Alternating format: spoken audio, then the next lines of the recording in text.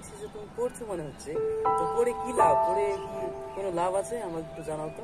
পড়ে অবশ্যই লাভ আছে, পড়ে লাভ নেই এই কথাটা তোমাকে কে বলেছে? পড়লে অনেক লাভ আছে। যেমন হচ্ছে ধরো যে আমি কিছু শিখতে পারবো, কিছু জানতে পারবো, আমার নৈতিকতা তৈরি হবে, তো পড়ে অনেক লাভ আছে। পড়ে কোন লাভের কথাটা তোমাকে আমি বলবো বলো, তোমাকে কোন লাভের কথাটা আমি বলবো? ভাই আমি তোমাকে বলতে চাইছি যে শিক্ষা প্রতিষ্ঠানে এমন একটা শিক্ষা আমাদের দেওয়া উচিত, মানে দেওয়া হোক যেখানে আমাদের মানে সমাজের বেকারত্ব সমস্যাটা দূর হবে এবং মানুষ সেখানে শিক্ষা গ্রহণ করবে। কিন্তু এখন বর্তমানে দেখা যায় যে দেখো অন্যান্য দেশ, আমেরিকার কথা বলো, জাপানের কথা বলো, অন্যান্য উন্নত দেশের কথা বলো, সেখানে কত সুন্দর তাদের শিক্ষা ব্যবস্থা, তাদের শিক্ষা ব্যবস্থাটা উন্নত মানের। কিন্তু আমাদের শিক্ষা ব্যবস্থা দেখো, আমাদের শিক্ষা ব্যবস্থার কথা বলতে গেলে তো লজ্জাকর কথা, আমাকে তো নিজেকে মানে গর্বিত মনে হওয়া তো দূরের কথা, আমাকে এতটা লজ্জিত মনে হচ্ছে, আমি নিজেকে লজ্জিত মনে করছি যেখানে বই বিক্রি হয় কিন্তু ফুটপাতে, কিন্তু একটা জুতো বিক্রি হচ্ছে দেখো এসি কাঁচের ঘরে। তাহলে এখান থেকে তুমি বুঝে নাও আমাদের শিক্ষা ব্যবস্থার কতটা অগ্রগতি ঘটেছে। বুঝলাম, তোমার কথা আমি বুঝতে পারলাম, কিন্তু জানো কি যে এখানে একটা বড় মেজর প্রবলেম আছে। মেজর প্রবলেমের কারণে এই প্রবলেমটা আসছে। তাহলে তুমি কোন মেজর প্রবলেম বলতে, তুমি কাকে বলতে চাইছো, কোন প্রবলেমের কথা বলতে চাইছো? মেজর প্রবলেম মানে দেখো, আমাদের দেশের ছেলেরা প্রচুর কথা বলে।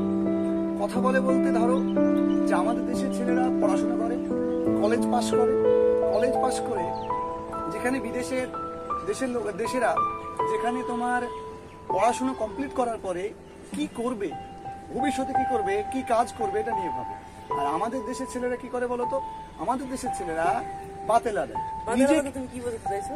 বাতেলা বলতে কি বোঝাতে চাইছি দেখো, বাতেলা বলতে আমাদের দেশের ছেলেরা যখন কলেজ পাশ করে আসে বা ইউনিভার্সিটি পাশ করে আসার কথা, মনে হয় নিজে বড় একটা কিছু অর্জন করে ফেলেছে, বিরাট বড় একটা আছে। কি করে সে নিজেকে শো আপ করতে শুরু করে। শো আপ বলতে ধরো নিজে একটু জ্ঞানী বেশি। তুমি ধরো একটা সাবজেক্ট নিয়ে পড়েছো, একটা ডিপার্টমেন্ট থেকে তুমি পাশ করে এসেছো, তুমি সেই ডিপার্টমেন্ট নিয়ে বিশাল বড়াই করো। তুমি যেমন পাড়ার চায়ের দোকানে গিয়ে দেখলে বুঝতে পারবে যে সেখানে বিজ্ঞ পণ্ডিত লোকেরা থাকে। এবার এই এই এই প্রবলেমগুলো কোথা থেকে শুরু হচ্ছে, প্রবলেমের জড়টা কোথা থেকে আসছে, এটা আমাকে ভালো করে বুঝতে হবে। মেজর প্রবলেম এখানে, আমাদের দেশের ছেলেরা বেশি কথা বলে, নিজেকে শো আপ করতে থাকে। আমি কলেজ পাশ করে কোথায় আমি চিন্তা করব, কি করব, এটা না করে কি করে, না করে এখানকার ছেলেরা নিজেকে বেশি পণ্ডিত, বেশি জ্ঞানী, অনেক কিছু জানে, এটা লোককে দেখাতে চায়। এটা হচ্ছে আমাদের এখানকার একটা মেজর প্রবলেম। তাহলে মেজর প্রবলেমটা কি বুঝলে? বুঝলাম। আরে ভাই তুমি যে চায়ের দোকানে বিজ্ঞ পণ্ডিত থাকে বললে, তো সেটা আমি বুঝতে পারলাম, আমাকে একটু ক্লিয়ার ভাবে তুমি বুঝিয়ে দাও বিজ্ঞ পণ্ডিত আসলে কারা। বুঝতে পারোনি তাই তো? দেখো, বিজ্ঞ পণ্ডিত বলতে আমি বোঝালাম যে ধরো তুমি কলেজ পাশ করেছো, তুমি অনেক ভালো করে পড়াশোনা করেছো, তাই তো?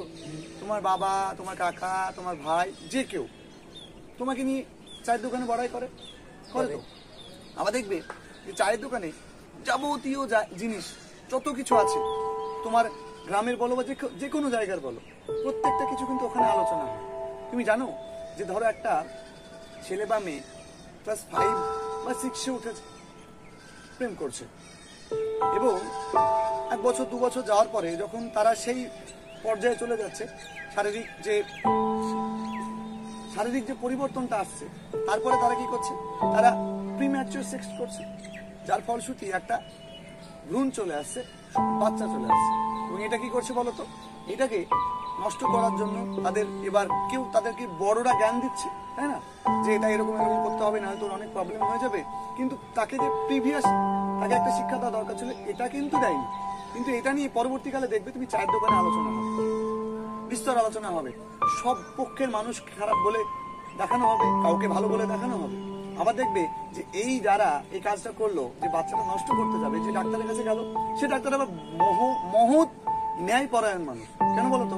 কারণ এ একটা কাজ করেছে, অশুভ কাজ, এই কাজটাকে সমর্থন করেছে, করে ওকে ওই কাজটা পরবর্তীতে করানোর জন্য আরো একটা প্রলোভন দেখাচ্ছে। আরে ভাই, ইটস ডাজন্ট ম্যাটার, আমরা কি করলাম ম্যাটার করছে না, পদ্ধতি তো আছে, আবারও হবে, আবারও আমাদেরকে ডাক্তার বাঁচিয়ে দেবে। এই যে জিনিসগুলো, এরপরে এই আলোচনাগুলো যখন দেখবে যে চায়ের দোকানে হবে, তখন চায়ের দোকানে ডাক্তার থেকে শুরু করে ওই ছেলেটাকে, ওই মেয়েটাকে, ও 14 গোষ্ঠী সব উদ্ধার করে দেবে একসঙ্গে। এটা কি আমি বিজ্ঞ পণ্ডিত বলেছি, এই একমাত্র জায়গা যেখানে বিজ্ঞ পণ্ডিতদের নিয়ে আলোচনা করা হয়। তার মানে কি বুঝলে তো? আসলে এই চায়ের দোকানে থাকা লোকগুলো বা কলেজ পাস করা ছেলে মেয়েগুলো বা আমাদের এখনকার যুগে সমস্ত শিক্ষিত মানুষ বা অশিক্ষিত সবাই, শিক্ষিত অশিক্ষিত, পড়াশোনা জানা না জানা সবাই তুমি এক একটা বাতেলা বাহিনীর সদস্য, বুঝলে? আমি সবই বুঝলাম, কিন্তু ভাই তুমি আবার বাতেলা বাহিনী কাকে বলতে চাইছো? কি কি মানে বাতেলা বাহিনীটা কি? আমি তো কিছু বুঝতে পারছি না। বাতেলা বাহিনী তুমি বুঝছো না? বাতেলা বাহিনী মানে হচ্ছে এমন কিছু মানুষ বা এমন শ্রেণীর মানে মানব যারা কাজ করে কম, কথা বলে বেশি। ধরো তোমার কোনো একটা কিছু করার পরে অনেক জ্ঞান দিয়ে দেয়, অনেক কথা বলে দেয়। ধরো ওই যে আমি তোমাকে বললাম এখনই যে মেয়েটাকে ধরো আমি দেখলাম, ধরো কোনো মেয়েকে কেন একটা ধরো 12-13 বছরের একটা বয়সের মেয়ে, ওরকম 12-13 বছরের একটা বয়সের ছেলে, দুজন ধরো পার্কে বসে গল্প করছে বা রাস্তার ধারে বসে কথা বলছে, বা ধরো একটু অন্তরঙ্গ মুহূর্তের বিষয়গুলো আসছে বা মানে রিলেশনশিপের মধ্যে আছে, তো তাকে যখন আমি গিয়ে বারণ করবো তখন তারা আমাকে কিন্তু মানে জ্ঞান দিয়ে দেবে, তারা আমাকে বড় রকম জ্ঞান দিয়ে দেবে, এবং তারাও আমাকে কি করবে, তারাও আমাকে অনেক কথা শোনাবে, বরঞ্চ আমি সেখানে ছোট হয়ে যাব। এই প্রকৃতি মানুষগুলো আসলে মানে কথা বলে বেশি আর মানুষকে নিজেকে বড় করে দেখায়। তুমি যা ওর ভালোর জন্য বলো বা খারাপের জন্য, তুমি ভালোর জন্য যদি বলো তাও তোমাকে কিন্তু এমন করে প্রমাণ করবে যাতে ও যে কাজটা করছে সেটাই ঠিক, তুমি ভুল। এটা একটা বড় প্রবলেম। আর ধরো তুমি চাকরির ইন্টারভিউ দিয়ে আসলে, তো চাকরির ইন্টারভিউ দিয়ে আসলে তো ধরো তুমি চাকরির ইন্টারভিউ দিয়ে এসেছো, এবার চাকরির ইন্টারভিউ দিয়ে এসে তুমি ধরো সিলেক্টেড হও, তখন তুমি আমাকে বলবে বা ওই যে আলোচনা করবে, বা তুমি যখন চায়ের দোকানে গিয়ে বসবে বা কোনো একটা জায়গাতে গিয়ে বসবে, তখন বলবে কি ভাই আমার অভিজ্ঞতা ছিল না, হয়নি, বুঝলি? এই যে এডুকেশন সিস্টেমটার প্রচুর ফল্ট, কিন্তু নিজের কোনো ফল্ট নেই। যত ফল্ট তার অভিজ্ঞতার ফল্ট, তার সমস্ত কিছুর ফল্ট। তুই তো জানিস আমি কিরকম, আমি কেমন, অনেক কিছু বলবে, কিন্তু নিজেকে সবসময় বড় করে দেখাবে। আর যে কারণে সে চাকরিটা পায়নি বা ইন্টারভিউতে সে ফেলিয়ার হয়েছে, সে কারণটা আদত কি সেটা জানার বা বোঝার চেষ্টা করেন, জাস্ট কারো একজনের ঘাড়ে দোষ দিয়ে নিজে নির্দোষ হয়ে থেকে যায়। এই ধরনের মানুষ যারা বেশি কথা বলে, আমার এটা লাগবে, আমার সেটা লাগবে, আমার এই নাই, আমার সেই নাই, আমি এই কারণে এটা পারিনি, ওই কারণে ওটা পারিনি, এই যে নানান রকমের অজুহাত দেবে, এগুলো আসলে হচ্ছে এক ধরনের বাতেলা বাহিনীর সদস্য। আমি এই প্রকৃতি মানুষজনদেরকে বোঝাতে চেয়েছি অ্যাকচুয়ালি। আচ্ছা আচ্ছা, বুঝলাম। তো ভাই আমার একটা প্রশ্ন, সরকারি চাকরির দিকে তুমি একটু তাকিয়ে দেখো, লক্ষ্য করো, যে সরকারি চাকরির কোন কথা, পরীক্ষা তো হয়ই না, সেটা তুমি কি বলবে? ঠিক বলেছো। আচ্ছা বলো তো, যে মানুষ সরকারি চাকরিটা কেন চায়, সরকারি চাকরিটা কেন দরকার? আসলে মানুষ সরকারি চাকরিটা চায় যে বাকি জীবনটা তারা সুখ এবং স্বাচ্ছন্দ্যে কাটানো যাতে যায়, সেটা জন্য তারা চায়। বুঝলাম। তাহলে ধরো তুমি একটা সরকারি চাকরি পেয়ে গেলে, তুমি এবার কি করবে বলো? কি করবো? আর 5 জনের মতো আমি কাটাবো। আর 5 জন যা করে তুমি তাই করে কাটাবে? মানে আর 5 জন যদি ফাঁকি দিয়ে কাটায়, তুমি ফাঁকি দিয়ে কাটাবে? সবাই আমরা ভাবি যে সরকারি চাকরি একটা পেয়ে গেলে হয়, জীবন সেটেল, কোনো কাজ নেই, সরকারি চাকরিতে খাটনি কম, যাবো, বসে থাকবো, চলে আসবো, 5 দিনের মাইনেটা পেয়ে যাবো, এটাই তো লক্ষ্য থাকে, তাই না? এটাই লক্ষ্য তো তাহলে। এটা তোমার সঙ্গে আমি সমর্থন করি, সাপোর্ট করি। যেহেতু এখন দেখতে পাচ্ছ টাকা দিয়ে চাকরি নিলে যা হয়, আমাদের যেমন ক্লাসে, আমাদের স্কুলের দিকে আমি যদি তাকাই, দেখা যায় যে সেখানে টিচাররা দুর্বলতা, তাদের দুর্বলতা থেকে যায়। এখানে প্র্যাকটিক্যাল শিক্ষার কোনো বালাই নেই, যেটুকু আছে সেটুকু আবার রাগ, হিংসা, ক্ষোভ, পার্সিয়ালিটি ইত্যাদি। তাহলে এ সম্পর্কে তুমি কি বলবে? সবই বুঝলাম। তার মানে তোমার মতে এডুকেশন সিস্টেমের প্রচুর ফল্ট, তাই তো? এডুকেশন সিস্টেমের প্রচুর ফল্ট, আর তুমি, তোমার কাছে শিক্ষাটা প্রথম চয়েস। যখন আমাদের এখানে লকডাউনের জন্য সরকার অনলাইনের শিক্ষা ব্যবস্থার উপর জোর দিতে বলেছিল, আমাদের এখানকার ছাত্রছাত্রীরা, তোমরা প্রত্যেকে, তোমরা শিক্ষা নিয়ে এতটা সচেতন, তোমরা শিক্ষাকে তোমাদের ফার্স্ট চয়েস করে রেখেছো, তাই আজ সরকারের নির্ধারিত যে অনলাইন শিক্ষা ব্যবস্থার উপর জোর দেওয়া বিষয়টা আজ চরম ব্যর্থতার মুখে। যদি তুমি সত্যি শিক্ষা চাও, যদি তোমার ফার্স্ট চয়েস শিক্ষাই হয়ে থাকে, তাহলে আজ 2 বছর স্কুল বন্ধ, কলেজ বন্ধ, সমস্ত শিক্ষা প্রতিষ্ঠান বন্ধ। আর এই সমস্ত শিক্ষা প্রতিষ্ঠান বন্ধ থাকার জন্য পড়াশোনা বন্ধ থাকতে হবে, কারণ তোমার শিক্ষা প্রথম চয়েস। তুমি তো শিক্ষা গ্রহণ করে শুধু চাকরি পেতে চাও, একটা চাকরি পেলে তোমার জীবন সেটেল হয়ে যাবে। তুমি এই উদ্দেশ্য নিয়ে শিক্ষাটা গ্রহণ করছো। নৈতিকতার বালা, নৈতিকতা কি জিনিস, সৎ পথে চলার দীক্ষা কি জিনিস, সমাজকে সচেতন করতে হবে, সমাজকে শিক্ষিত করতে হবে, তবে সমাজের অনেক সমস্যার সমাধান হবে। প্রকৃত শিক্ষায় শিক্ষিত হতে হবে, সুশিক্ষায় শিক্ষিত হতে হবে। এ বিষয়ে তোমরা অনেক অভিজ্ঞ, কেননা তোমাদের কাছে এডুকেশন সিস্টেমের ফল্ট, আর তোমার কোনো ফল্ট নেই। তুমি তো দুধে ধোয়া তুলসী পাতা। আর সিস্টেমেটিক ফল্ট, সরকারের ফল্ট। সরকার যদি ঠিকভাবে পড়াশোনার সিস্টেমটা ঠিক করে, তুমি পড়াশোনাতে চরম উন্নতি করবে, চরম পড়াশোনা করবে। আজকে দেখো, তাকিয়ে দেখো, যখন সরকার অনলাইন শিক্ষা ব্যবস্থা দিয়েছে, তুমি জানো তুমি জানো যে 12-এর ছাত্রছাত্রীদেরকে স্কুল থেকে মোবাইল দেওয়া হয়েছে। কি জন্যে? এই পরিস্থিতিতে নিজেকে মোকাবিলা করার জন্য, নিজের পড়াশোনাটা চালিয়ে যাওয়ার জন্য তোমাকে একটা মোবাইল দেওয়া হয়েছে, যাতে গরিব মানুষ যারা আছে তারা মোবাইলটা নিয়ে অন্তত রিচার্জটা করে অনলাইনে ক্লাসটা করতে পারে। কিন্তু কি করেছো? আসলে আমাদের কাছে শিক্ষা ফার্স্ট চয়েস।